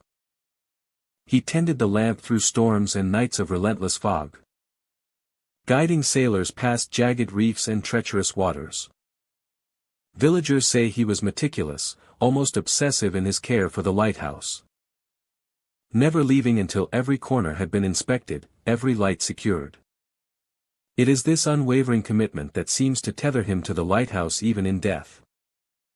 A spirit bound by duty and the memories of countless nights spent in solitude. Those who venture close to the lighthouse at night describe a sense of presence that is hard to define. The air grows heavy, and shadows seem to move where no wind stirs. Footsteps echo on the stairwell, yet no living soul is there. Visitors report sudden drops in temperature, a cold that seeps into clothing and skin, and the sensation of being followed by unseen eyes. The effect is subtle at first, a whisper of awareness, but grows in intensity, creating an atmosphere thick with tension and anticipation. The keeper's apparition is not threatening. There is no malice in his presence, only purpose and a lingering attachment to the place he once served. Observers often describe him as methodical, climbing the stairs with careful precision, pausing briefly to check the lantern, then continuing his eternal patrol. The light above sometimes shifts, flickering in rhythm with his unseen steps, as if acknowledging the devotion of the watcher who refuses to rest. Legend suggests that the spirit appears most often during nights when storms gather offshore. Waves crash against the cliffs with unrelenting force, and lightning illuminates the horizon in jagged flashes. It is during these moments that the keeper's presence is strongest, his vigilance undiminished by the chaos of nature. Locals speak of hearing the faint sound of chains or tools being moved, echoes of a life devoted to the safety of others, carried forward by a spirit unwilling to abandon its post. The lighthouse itself seems to hold memories of the keeper. Its stairs creak in familiar ways, the walls absorb the rhythm of countless nights. The lamp responds as if alive. Visitors report that even when the apparition is gone, the atmosphere remains charged, heavy with the weight of history and devotion. Every detail of the structure, from the rusted bolts to the worn steps, seems infused with the essence of the keeper, creating an environment where past and present converge. Witnesses often feel a mixture of awe and melancholy. The keeper's presence is a reminder of human perseverance, of dedication beyond the constraints of life and death. The lighthouse becomes more than a building, it is a monument to vigilance, a symbol of enduring responsibility, and a touchstone for stories passed down through generations. Each flicker of the lamp or shadow on the stairs becomes a connection, however brief, to a history that refuses to fade. Even as the hours pass and the fog thickens, the beam of light sweeps across the rocks. The wind carries its whispered presence, and the spiral staircase waits for footsteps that will never cease. Those who witness the ghost of the lighthouse keeper are left with a profound impression. The Florence lighthouse stands as it always has, a solitary guardian on the coast. On stormy nights or quiet evenings shrouded in fog, the keeper climbs the stairs once more.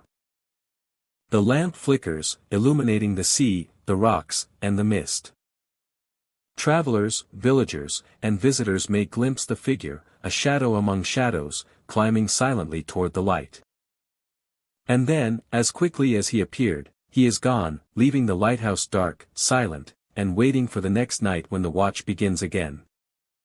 Winchester Bay is a quiet coastal town, where the scent of saltwater mixes with the gentle sway of the docks. By day, fishermen haul in their catch, boats drift lazily, and gulls wheel overhead. But as night falls, the atmosphere changes, thickening with a sense of unseen presence. Locals speak of a phantom fisherman who haunts the docks, a figure that appears without warning, tied to the rhythm of the sea and the echo of waves against wood. As twilight settles, the water darkens, and a heavy mist creeps across the bay. Observers report hearing the faint snap of lines being cast and the soft splash of a lure hitting the water. Yet, when they turn to look, the docks are empty. Boats sway gently, but no one is aboard. Shadows shift along the planks, and the moonlight glimmers off a figure standing at the edge, motionless, yet undeniably there. The phantom fisherman is described as wearing old, weathered clothing, a hat pulled low against the wind, and boots caked with mud. He moves slowly, deliberately, as though attending to his craft with care. His rod is never lifted by a living hand, yet the line appears taut, bobbing on the surface as if a fish has taken the bait. Those who approach feel the chill of the night deepen, and the sound of the water seems amplified, carrying whispers of effort and patience from another time. Locals recount stories passed down through generations. Some say he was a fisherman lost at sea, caught in a sudden storm and never recovered. Others claim he was devoted to the docks, spending his life casting lines from sunrise to sunset. Whatever the truth, his presence lingers, an imprint of devotion and longing that refuses to fade. Boats seem to drift toward his phantom form, as if guided by unseen hands. And the rhythmic splash of water echoes like a heartbeat across the bay. The docks themselves seem alive in his presence. Boards creak beneath invisible steps, ropes sway without wind, and lanterns flicker. As if the phantom fisherman is ensuring that the bay is remembered, that the rhythm of his craft endures. Those who have encountered him describe moments of stillness, when the world seems suspended. The only sound is the gentle lapping of waves and the whisper of a line cutting through water. Time stretches, and for a moment, one can almost see the bay as it was decades ago, alive with the energy of fishing boats, laughter, and the scent of fresh catch. And then, as if carried away by the tide, the figure fades, leaving only the echo of work and devotion lingering in the air. Some claim the phantom fisherman appears more frequently during foggy nights, when the horizon blurs and the water reflects the dim glow of moonlight. Shapes of boats loom and vanish, and the faint outline of a man casting and reeling in his line can be glimpsed. Visitors often report a sense of calm and melancholy, as though the figure is a guardian of the bay. The legend continues to draw curiosity seekers. Those who walk the docks after dark may hear a line snap, or glimpse a fleeting figure standing at the edge of a boat. No matter how close they get, the fisherman never interacts directly. He remains just beyond reach, a reminder that some presences are not meant to be possessed or confronted, but simply observed and respected. In the heart of Winchester Bay, the phantom fisherman is more than a ghost story. He embodies the enduring relationship between a town and the sea, between human endeavor and the passage of time. His nightly appearances connect the past with the present, preserving a tradition of patience, skill, and quiet dedication. The docks themselves hold this history in every plank, every rope, and every ripple of water that passes beneath the moonlight. For those who linger, the experience is both eerie and mesmerizing. The echoes of splashing water, the whisper of lines, and the subtle movement of a shadow along the docks leave an indelible impression, reminding all who witness that the sea is never truly empty, and that some souls remain tethered to the places they loved in life. As night deepens, the mist rolls across the bay, swallowing the docks and the faint figure standing at the edge. Silence returns, broken only by the natural sounds of the water and the occasional distant call of a gull. The phantom fisherman has disappeared once more, leaving behind a sense of wonder, respect, and the timeless rhythm of Winchester Bay, where the echoes of devotion continue to ripple across the water, unseen but undeniably present. The old mining town of Sumter rests quietly among the hills, a relic of a bygone era when gold fever drew hopeful prospectors to the rugged landscape. Buildings stand weathered and silent, the remnants of cabins and supply stores fading into the surrounding forest. At night, the town seems to hold its breath, and in that silence, something stirs. Figures appear among the ruins, moving with purpose as though searching for a treasure long lost. Lanterns sway in the darkness, their light flickering across abandoned structures and overgrown pathways. The glow dances on crumbling walls, illuminating tools left behind and rusting carts on uneven tracks. Shadows stretch across the ground as the figures move, bending and twisting with an unnatural fluidity. They search tirelessly, their motions deliberate, yet there is an air of urgency in their movements. Some say they are the spirits of the prospectors who once toiled here, their obsession with gold binding them to the land long after death. Visitors who explore Sumter at night often report glimpsing these lanterns in the distance. From afar, the figures seem ordinary, lost men tracing the old mining paths. But as anyone approaches, the shapes vanish without a trace, leaving only the faint scent of earth and metal and the faint echo of footsteps that no longer exist. The disappearance is complete, as though the land itself swallows them, preserving the mystery that has followed the town for generations. The mines themselves are a labyrinth of shafts and tunnels, dark and silent except for the whispers of the past. Some tunnels have partially collapsed, but the presence of the figures seems unaffected by physical barriers. They appear to pass through walls, emerging deeper in the mines or on the hillside, always continuing their relentless search. The land holds the memory of the gold that once flowed from its depths, and these spectral prospectors are its eternal witnesses, never ceasing in their labor. There is a rhythm to their movements, a pattern that some have tried to follow but none have fully deciphered. Lanterns swing as they descend into shafts, their light glinting off pickaxes and the occasional glimmer of vein in the rock. Their faces are unseen, obscured by shadows or perhaps by the very nature of their existence. The scene is both mesmerizing and haunting, a frozen tableau of dedication, obsession, and unfulfilled desire. Those who watch from a distance cannot help but feel a deep connection to the toil and hope that once drove these men to Sumter. The forest surrounding the town enhances the eerie spectacle. Trees crowd the edges of the ruins, their branches swaying in the night wind, casting ever-shifting patterns on the ground. Occasionally, the wind carries a faint metallic clink, the sound of tools striking stone, though no one is near. Visitors report a feeling of being observed, as if the figures are aware of their presence yet remain beyond reach. The atmosphere is thick with history and mystery, each gust of wind a reminder of the lives once lived and lost in pursuit of fortune.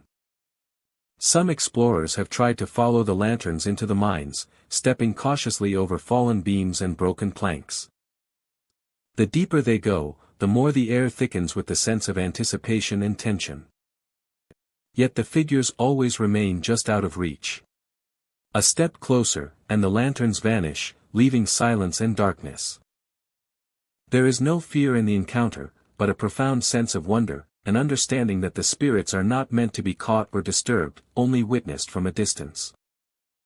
Stories passed down in Sumter speak of the gold rush fever. The long hours, and the unyielding determination of the prospectors. Many did not survive the harsh winters. Accidents. Or the inevitable disappointment of barren claims. It is perhaps this unresolved longing, this incomplete journey, that ties their spirits to the landscape. They continue to search in the darkness, guided by the memory of ambition and the light of their lanterns, repeating the actions that defined their lives, unable to rest until the quest is complete, until the memory of their existence fades into the void. The town at night transforms into a stage where past and present converge. Each flicker of lantern light, each shadow crossing the weathered buildings, tells a story of perseverance and obsession. The sounds are subtly a faint scraping of rock, the echo of a footstep, the rustle of a coata, but they are enough to remind visitors that Sumter is not merely abandoned, it is alive with memory. The presence of the vanishing prospectors is a testament to the enduring power of human endeavor, even beyond death. By dawn, the figures fade with the coming light. Lanterns dim and vanish, leaving only the quiet rustling of leaves and the soft sigh of wind through empty buildings. The mines are silent once more, as though nothing had moved in the night, yet traces linger in the mind of those who have witnessed the spectacle. The town returns to stillness, patiently awaiting nightfall and the return of the relentless searchers, their devotion unbroken, their quest eternal. Sumter remains a place where history breathes. Where the ambitions and struggles of the past are etched into the very ground. The vanishing prospectors serve as both a reminder and a mystery. A connection to a time when hope and determination drove men into the darkness in search of fortune.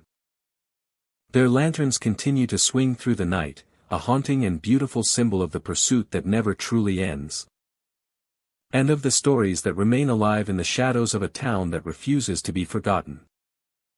Shanico General Store sits quietly at the edge of the high desert town. A relic of a time when the streets were filled with travelers and the shelves with goods for everyday life. By day, the sun glints off its weathered windows and wooden siding, giving the building a calm, almost comforting presence. Inside, the air smells faintly of aged wood and dust, a reminder of decades of use and abandonment. As evening approaches, the atmosphere shifts. Visitors often describe the space as heavy with the feeling of being watched, though no one is present. The aisles, once bustling with conversation and trade, now hold only shadows and the echoes of the past. It is during these quiet hours that the talking ghost is said to make its presence known. Guests report hearing a voice, faint at first, calling out for help. The sound is startlingly real, as if someone stands just beyond the shelves, desperate for assistance. Yet when the observer moves to locate the source, the space is empty. The voice emanates from nowhere, echoing with clarity and then fading into silence. Those who have experienced the phenomenon describe a sense of urgency in the tone. It is not playful or threatening. The call carries a weight, a feeling of need that is impossible to ignore. Some attempt to respond, speaking into the empty store, only to find that the voice does not reply or repeat. It is a one-sided communication, a lingering plea suspended in time and space. The architecture of the store adds to the eerie impression. High ceilings cast long shadows, and narrow aisles create pockets of darkness that seem to move with the light. The wooden floors groan underfoot, even when no one walks upon them, and the faint smell of old merchandise mingles with the desert air that drifts through the broken windows. Every detail contributes to the sense that the store is alive in some unusual way, preserving traces of those who once walked its halls. Visitors often note that the experience leaves a lasting impression. The voice seems to resonate not just in the ears, but in the mind, planting a question that lingers long after leaving. Who is calling for help? What event left such a deep imprint that it continues to manifest decades later? These questions fuel both fascination and caution, as the store becomes a place of quiet contemplation as much as curiosity. Shanico General Store has a long history. Once the center of commerce and conversation. It now stands largely untouched, a museum of memories. The talking ghost may be tied to a moment of tragedy, or simply the residual energy of years of human presence. Whatever the origin, the phenomenon draws attention from those who seek to witness it, study it, or simply understand the inexplicable. The sense of isolation heightens the experience. Outside, the town is small and the desert stretches endlessly in all directions. Sounds carry differently, and the wind can mimic footsteps or voices. Yet witnesses consistently report that the calls for help within the store are distinct, separate from the natural noises of the environment. It is as if the building itself channels the lingering presence, offering a voice to the past that refuses to remain silent. Encounters vary, but a common thread emerges. The voice is clear and urgent, often repeating a single word or phrase, though never revealing more. Observers experience a mix of emotions of fear, curiosity, and empathia as the ghost seems to bridge the gap between the living and the departed. The phenomenon is not aggressive, but it demands attention, prompting reflection on the nature of presence, memory, and the unseen connections that endure in forgotten spaces. The atmosphere inside the store grows heavier as night falls. Shadows lengthen, and the faint light from the windows creates distorted patterns along the shelves. The voice may appear at any time, sudden and startling, cutting through the quiet with a human urgency that contrasts with the emptiness surrounding it. It is a haunting that is gentle yet persistent, a reminder that not all spirits are bound by malevolence, and some simply seek acknowledgement. Shaniko General Store remains a point of fascination for travelers and researchers alike. Each visitor leaves with a story, a memory of a presence that defies explanation. The talking ghost embodies the history of the place, the people who lived and worked there, and the enduring mystery that surrounds spaces where the past lingers most vividly. The tale of the talking ghost endures as a subtle legend, carried by those who have heard the calls and shared the experience. It is a testament to the power of memory, of human presence, and of the unexplained phenomena that quietly inhabit the corners of our world. Shaniko General Store continues to stand, silent and watchful, a place where a voice from the past can still be heard, fleeting yet unforgettable, calling out for help in a space otherwise abandoned. The road winds through the countryside, flanked by dense trees and stretches of fog that seem to rise from the earth itself. By day, it is a quiet route, the kind of road where travelers feel the calm of isolation and the rhythm of their own footsteps or tires on gravel. By night, Antelope Cemetery Road takes on a different character. The mist thickens, swallowing light and sound, and the air carries a weight that is hard to define, as though the land remembers things long past.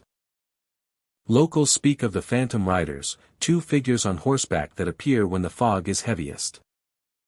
The figures move along the road with silent purpose, their horses' hooves seeming to touch the ground without sound. Those who have glimpsed them describe cloaked shapes, riding side by side, their faces hidden beneath shadows. The figures appear without warning, emerging from the mist as if conjured by the night itself. The riders are elusive. Anyone attempting to approach them finds only empty air. And the mist swirls to obscure their presence. All that remains are the hoofprints pressed into the damp earth. A fleeting trace that confirms what has been seen, yet offers no clue as to their origin or intent. The prints fade with the wind, leaving the road as if untouched.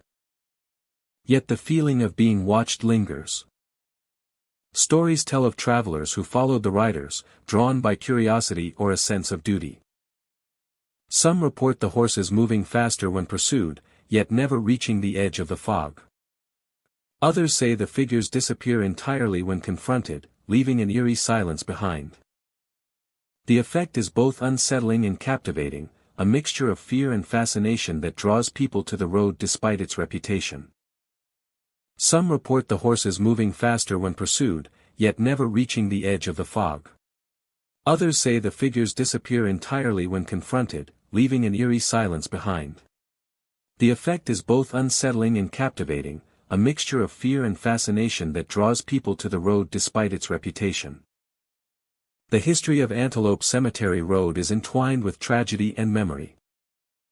The cemetery itself, visible through breaks in the trees, holds the graves of early settlers, many of whom faced harsh winters, accidents, and the perils of the land. Some suggest the riders are connected to these past lives, spirits who traverse the road as they did in life, bound by memories or unfinished business. Others believe the riders are warnings, ethereal guardians of the road, appearing to those who might venture too recklessly into the night. Witnesses describe the atmosphere around the phantom riders. The fog thickens, the temperature drops, and a heavy silence envelopes the road. Even the wind seems to pause, as if holding its breath. Shadows stretch unnaturally across the ground. And shapes in the distance appear only to dissolve when observed directly. The sensation is disorienting, blending the real with the spectral, leaving an impression that the world is more complex than the eye can see. The horses of the riders are described as strong and dark, moving with the fluidity of life yet without the sound that usually accompanies motion. Their riders are still, upright, and composed, as if frozen in purpose. There are accounts of travelers pausing on the road, feeling the weight of eyes upon them, yet seeing nothing. A sense of time distortion often accompanies these encounters, moments stretching longer than they should, or passing in an instant. Some report hearing faint whispers carried on the wind, voices speaking in tones that are almost familiar, but never clear enough to understand. It is this ambiguity, the blending of sensory perception and imagination, that makes Antelope Cemetery Road so compelling and unnerving. The road itself seems to respond to the presence of the riders. Trees sway with an almost sentient rhythm, branches reaching toward the travelers as if to warn them, while the fog clings more densely to the ground. Every step or mile carries the possibility of encountering the figures. And even those who have never seen them speak of feeling the atmosphere differently when night falls. It is as though the road itself is aware of the unseen, a conduit for stories that refuse to be forgotten. For those who have glimpsed the phantom riders, the experience leaves a lasting impression.